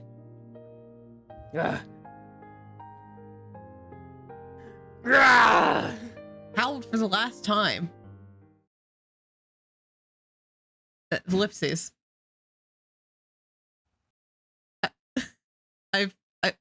I've been devoured. Oh, okay.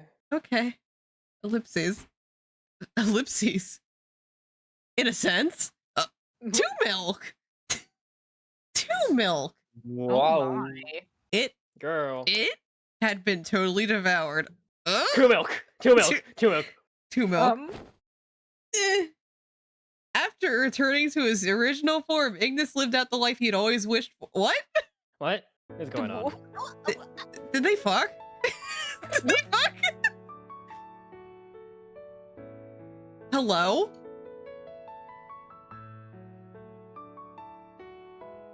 Ignis. I called out to his sweet voice as he wraps up his warm arms around me. Welcome back. You returned to me as quickly as you said you would. We shared in the same heat. 2 milk. What?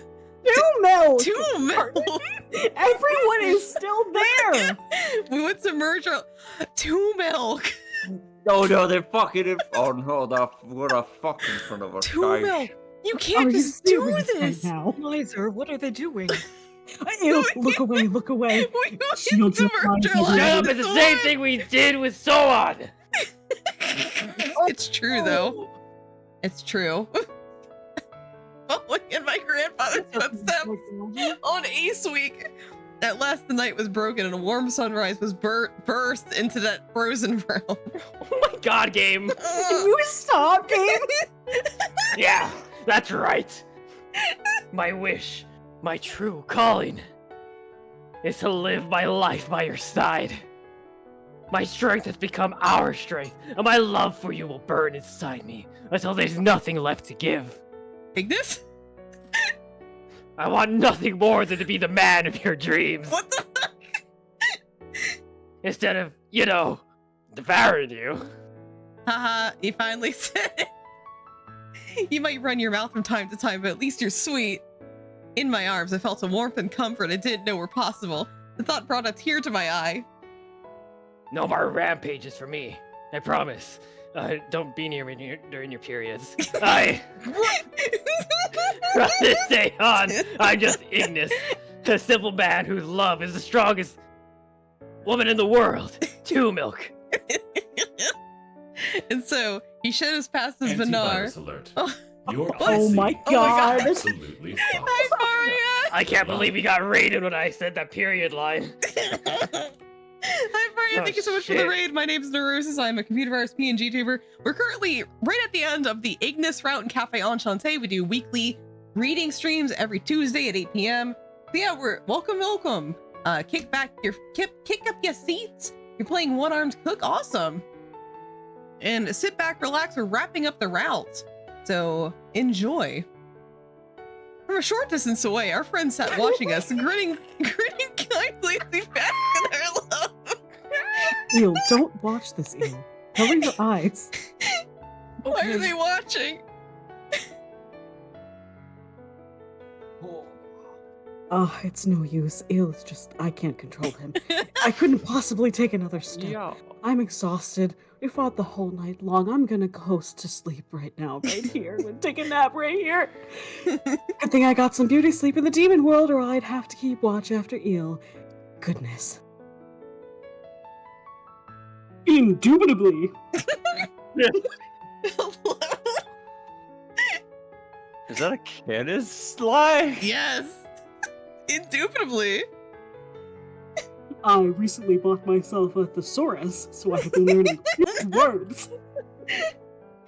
That was a Herculean task. In fact, that may have been a personal record for time spent on the battlefield. Haha, at my age, all-nighters are few and far between.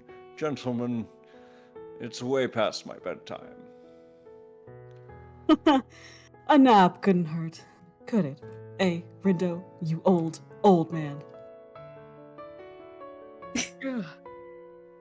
What were they doing? Ew, I do not was think able on to it too cover hard. my eyes, but Yes, I did get a glimpse. It was rather odd. We will talk about this later, Eel. Speaking of exhaustion, it seems our friend knocked out the moment the mission came to an end. Oh, Beast A. Hello? Who the fuck is Beast?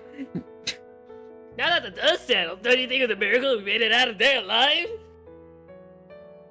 Honestly, I wasn't sure I would make it. That's enough adventure for a lifetime. Yep, that was my once-in-a-lifetime event. I've had my fill.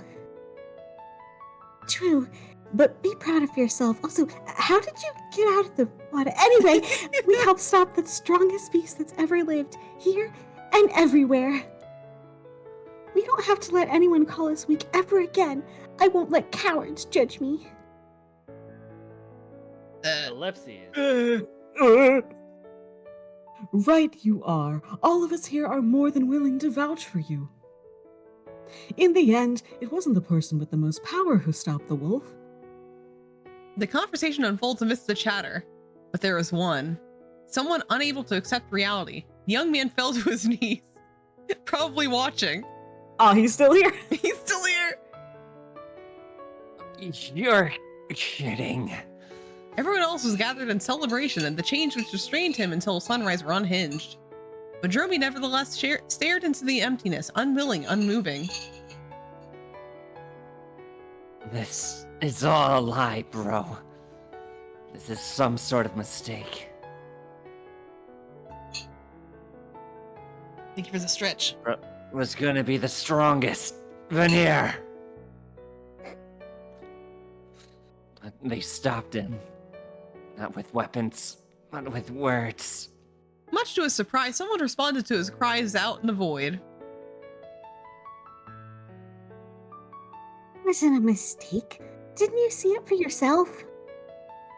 Yup, he lost. The so-called strongest beast, Vidar. The people came to the aid of Two Milk. Those who overcame their weak designation, defying odds by conquering Ignis the Strong. Dromi turned the thought over in his head, letting the gravity sink in. He lost.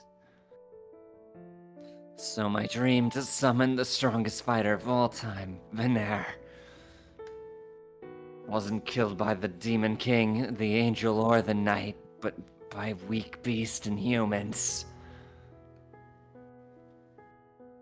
The platonic ideal of strength you idolize does not exist the way you imagine it. Remember, even the first Venar of antiquity was bested by beasts and humans all those millennia ago.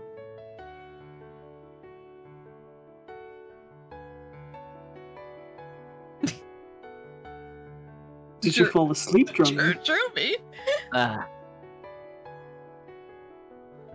Even if Ignis somehow became Venar once more in the future, the result will be the same. Hey, this is my route. Why am I not talking? I'm sure he's destined He's to a little lose preoccupied. to the real heroes, to them and to her. Aww. Meanwhile, whatever Miser and the others were discussing was none of our concern. Oh my God. Hey, Ignis. Yeah. Over and over, we couldn't tire of it. Oh no!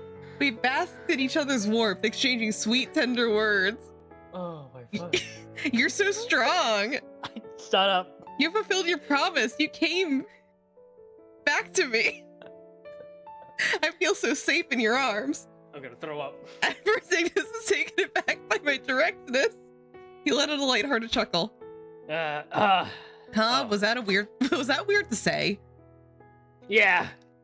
You just don't get it. You'll never understand. You're the strong one here, Two Milk. I'll never understand. Huh? You never gave up. Not even when it got real tough. When things were darkest. Somehow, you reached me. You helped me remember your feelings. My feelings. I never met a woman as kind and persistent as you before. I am entranced by the comfort of his embrace. The dawn brought a new hope with it. Just then I feel all the gratitude in the world to be in the arms of the man I loved. Two Milk, I love you. I'll never let you go again. His words complete me. I won't let you go either. I squeeze tight, bringing this body. This body. Wow. It's Markiplier. I'm bringing Markiplier closer. Come on, buddy. The one and only wolf of burning love. It was a fire we now tended together. It blazed on, illuminating our dark past, guiding us to a brighter future. What the fuck are these lines? I'm gonna barf. Hands you a Markiplier. Hands you a steak. Oh my god, is that it? Yeah, Holy shit! We did it, boys. We did it. We got the good end. Oh, we got the good end. That was. Yes. I think there's an epilogue. Yeah, there's usually epilogues for this. Yeah. No. Don't be Koro. It better be Koro. Son of a bitch.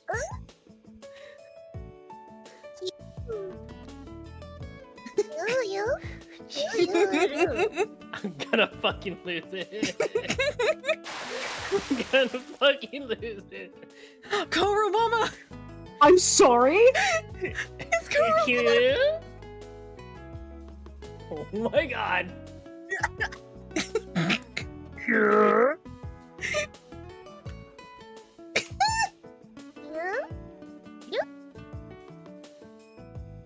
Yes, oh yeah. Together, always together. If this is the epilogue, I'm gonna fucking I think that'd be perfect. This would be the ultimate epilogue. Please, let that be the end of it. No! Hi, it's me. Damn it! That would have been so funny. Huh. Now where did I put that new recipe book? Found it. I've come up with a new recipe. Right, I had to put it on the top of the shelf. Oh, that would have been so funny. I stretched up, reaching my arm towards the book I wanted. Ugh. As I groaned from a sharp pain. Good grief. What are you doing? How many times do I gotta tell you not to overdo it? It was Only Ignis. I could overdo you. Ignis! Whoa. He entered the room without my notice, slipping between me and the shelf to pluck the book I had been reaching for. Thanks, Ignis. I can still grab books, you know. My wound's mostly healed up. It's just the gaping, missing bit of flesh on my arm. The pain will stop soon enough. Still, I don't like looking at it. Oh, wow. Oh. Besides, cut me some slack. Worrying for the woman you love is totally normal. Oh. Ignis dropped the word so casually, but I hid my now rosy cheek.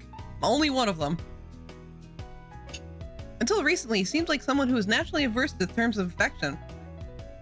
But something in him had changed. It wasn't just my arm that throbbed. My heart beat so fast it could burst. I tried to distract myself, hoping my blush would start to fade before Ignis had noticed. So, it's already been a month. Time sure does fly. Yeah, but my eyes still hurt from all that crap they threw at my arms. Wait, why do my eyes hurt? You know. Right. Those beasts were better at throwing than I credited them for. Antivirus alert. Oh my god. Your PC is Oh my god. absolutely fucked. Oh my god. Good luck. Hi, Chuck. Thank you so much for the raid. Hi, everybody. My name's Neurosis. I'm a computer virus PNG tuber. Oh no, it's pushing again. Oh, let's just wait for the play out.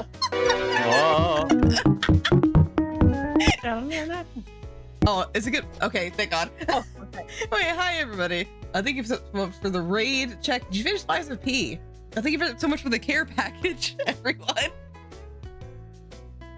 Hi, we're currently playing Cafe Enchanté. We do readings of Otome games every Tuesday. But yeah, we're at the end of Ignis's route in Cafe Enchanté. Anyway, 1 month had passed since our battle against the legendary Vinar on the icy Bestian fields. Cafe Enchanté had gone back to normal. At last, we had mostly reclaimed our normal lives. This was the bite of 87, although the neighborhood was still undergoing lots of repair thanks to the Minotaurs. However, all the after-the-fact dealings that were thankfully handled by Rindo and the CO dot of the GPM.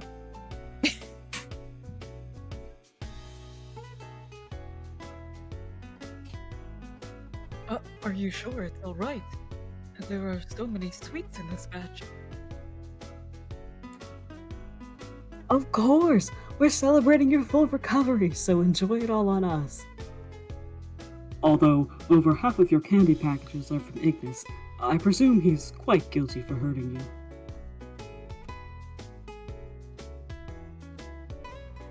you. I bet the only thing hurting now is his wallet. He doesn't have to worry about that anymore, right? After all.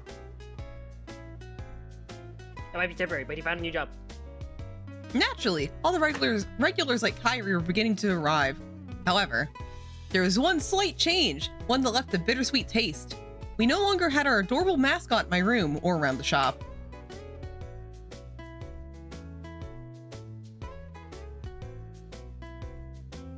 Yoo-hoo! Koru managed to reunite with his clan of fellow Pakus. Yoo-hoo! Yoo-doo! Yoo-hoo! Yoo-doo-doo-doo-doo-doo-doo! It's Koru Mama.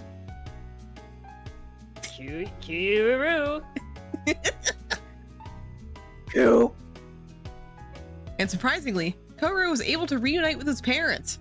Honestly, sides aside, I wouldn't have told him apart from Koru. There's no way of knowing which was him, his dad, or his mom. Regardless, after reuniting Koru with his parents, the little guy returned to Bestia Seas. Although, it wasn't goodbye forever.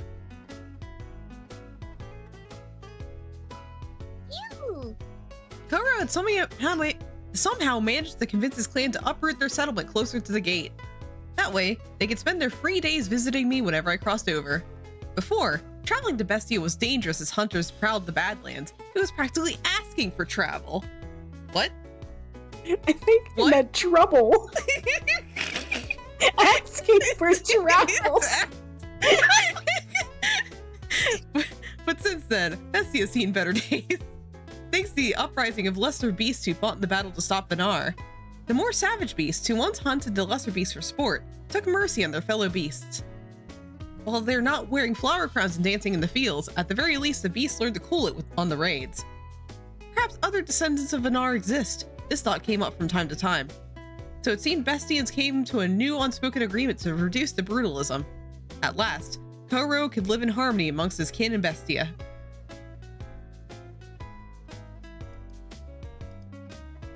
The thing that turned into Vinar was the key to achieving my dream of bringing peace to Bestia. Ignis muttered this to himself, but something seemed to disturb him. After what happened, Ignis decided to relocate his life to the human world. He moved in with me at Enchanté. With his wish fulfilled, though not fully, he no longer had any reason to return to Bestia, as he achieved top supremacy. Although it wasn't his fault, he knew he had to atone for the crime of letting his ancestral instinct run wild. So for now, he was hired as a part-time worker at Enchanté, assisting me with the duties for the duration of my injury. Lest we forget. The one who orchestrated all of it. That bastard Dromi has still been nothing but an empty shell over the GPM. Right.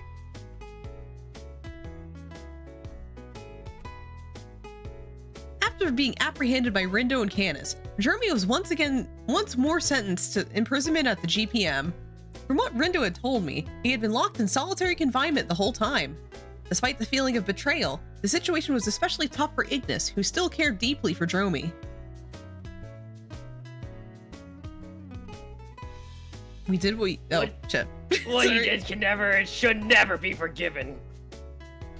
But as long as he lives, he must atone for his crimes, just as I do, and I will continue to do. But if he, like me, somehow manages to come back to his senses, then... That... Maybe one or two. No, I'll let him off the hook after 50 knuckle sandwiches and a steak.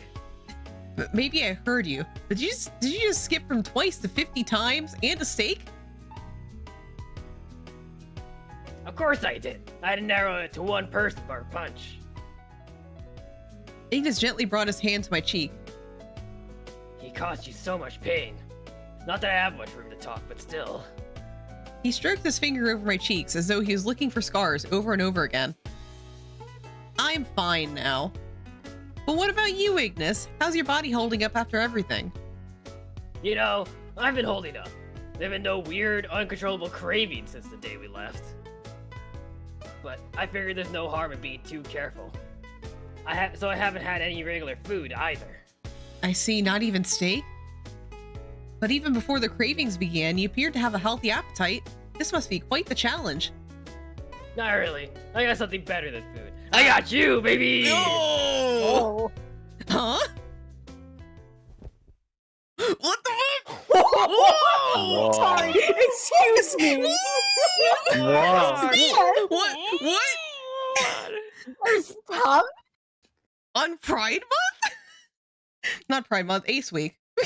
Sorry, that's my fucking reaction to everything. What the fuck? What the fuck? What the fuck? Yo. What? What? I'm drinking your saliva. Before I knew it, his lips were pressing... Lips? Making small, playful nibbles? What the fuck? It was hot. It was hot. What the fuck? What happened here? What the fuck? This is not what I expected. Legitimately. Legitimately, I wasn't expecting this. I felt his body quivering on mine as he pushed in the bed.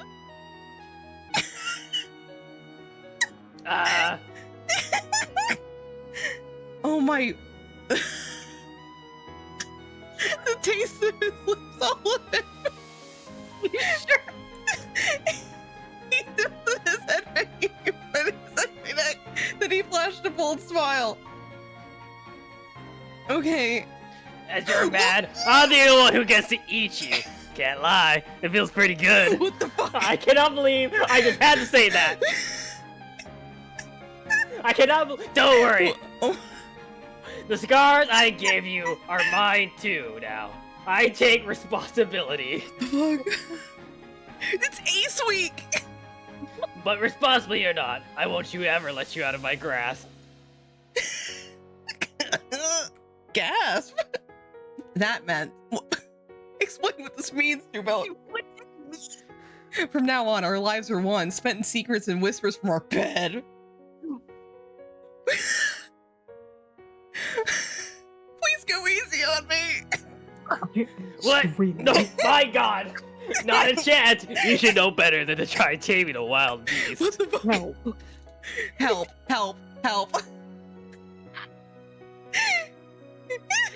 Two Milk, the light of my life. Your body, heart, and everything belongs to me. Every drop of blood, down to your fingers. Thomas is here with us. I won't let anyone else have any of it. Until the day I die, I promise to live and love every bit of you, to save you even if it kills me. Better prepare yourself. Do I need to like enlarge Markiplier to censor anything? No, fucking just with the Listen, he's enjoying it. Not Markiplier. With a passionate gaze, even with my cheeks the shade of wine, I returned a smile of surrender. You don't need to remind me. I won't run away. I want you, all of you, to consume my heart. Why is this a normal kiss? Why is that normal? Why do we have to open with the tongue? We didn't have to open with the tongue. At least we ended on this one. What the fuck? At what cost? Oh my god. The end. Wow. Wow. What that an was ending. that was an ending. During Wow. Ace Week. During Come on, Ace guys. Week. Come on. Oh. Oh.